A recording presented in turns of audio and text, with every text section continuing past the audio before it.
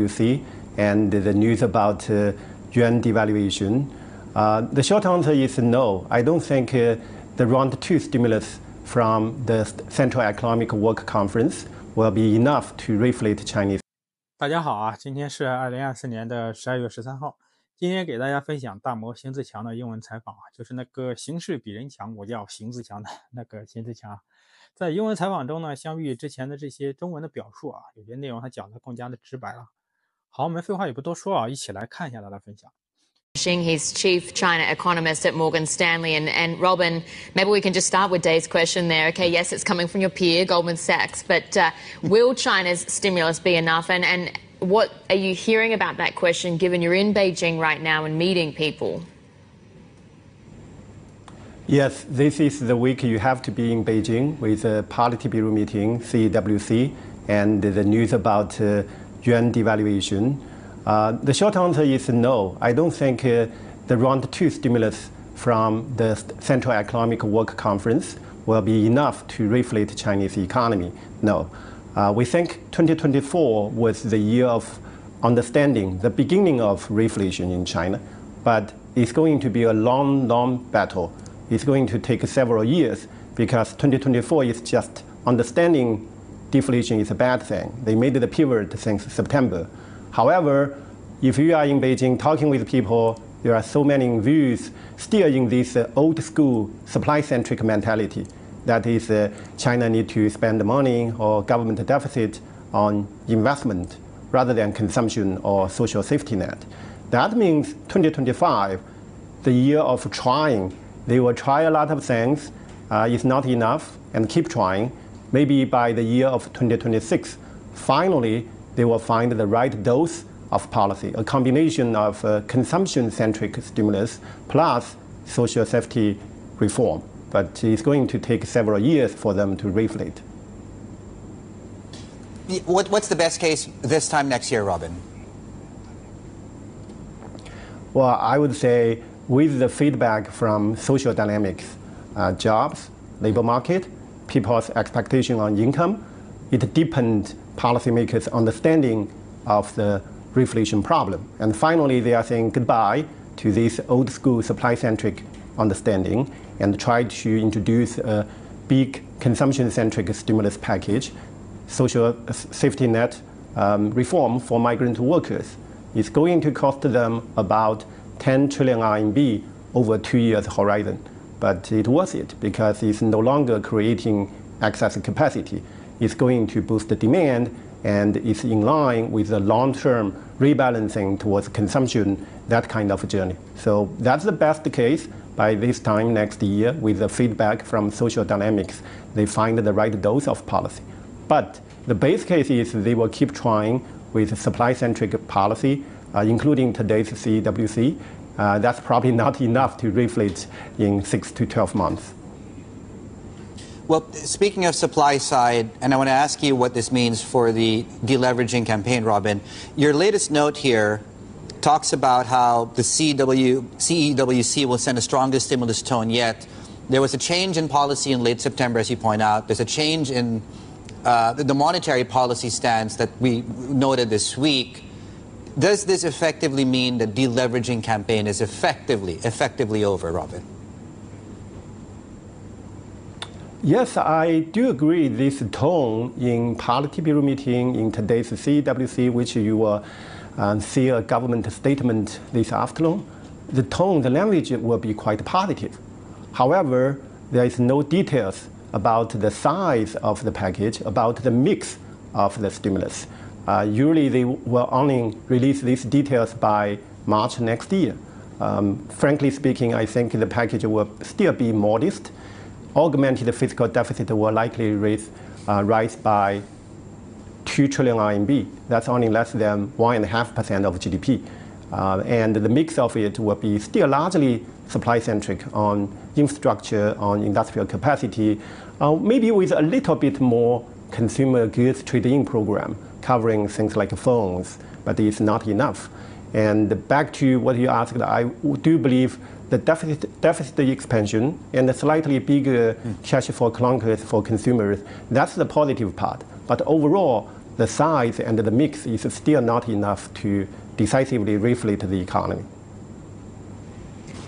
What is enough then to decisively reflate the economy? What's it actually going to take? Well, I think when I was in your Hong Kong studio 2 months ago, right after the Policy Bureau meeting pivot in September, we talked about, yes, they made the pivot, they are trying, but because of the old school thinkings, it is still not the whatever it takes moment. And even fast forward to today, with this super strong language from Policy Bureau meeting, it is still not whatever it takes moment. What would be that moment? I would say the completely shift from investment-centric to social welfare reform for migrant workers, for the lower income population, offering the benefits like schools, hospitals, and public housing. It will cost them 7 to 10 trillion for the benefits itself, plus some programs to reduce the housing inventory. So that's a $1.5 trillion program. That's the whatever it takes moment. Robin, do you think, and you mentioned social measures earlier on. I want to ask you, I'm not sure if this is an economics question, it's perhaps something more along the lines of sociology, but do you think among policymakers there is an understanding that consumer spending habits of this generation have changed, do you think? And, that takes us all to, and sorry, it's a long-winded question. One of the things that you flagged as well is, while the policy stance is as clear as it can get to support the economy, there is still some risk in the implementation. And I'm wondering where along that line, the transmission line, do we need to keep an eye on whether or not this becomes successful or not, Robin? Yes, the consumer behavior has changed for 2 reasons. One is due to the lack of social benefits. Migrant workers and the lower income population save a lot. This is a precautionary saving.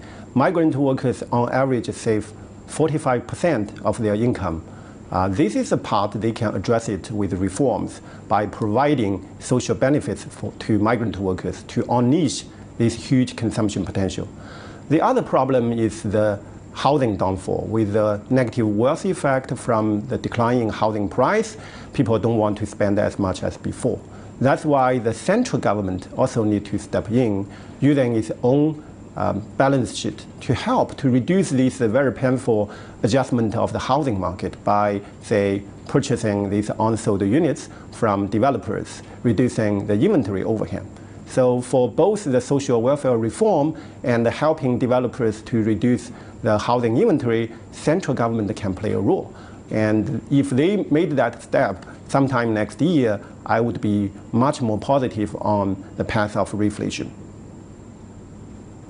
Robin, just quickly, you've been mentioning about this shift to whatever it takes or takes mindset.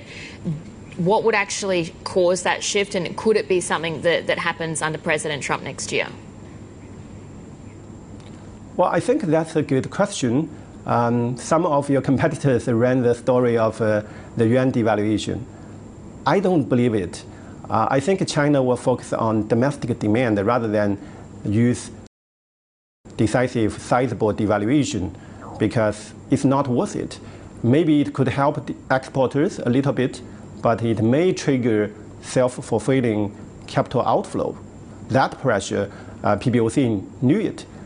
They won't do that sizable devaluation. And by the way, exporters are much better positioned than 6 years ago, the first tariff war back in 2018, because Chinese exporters diversified.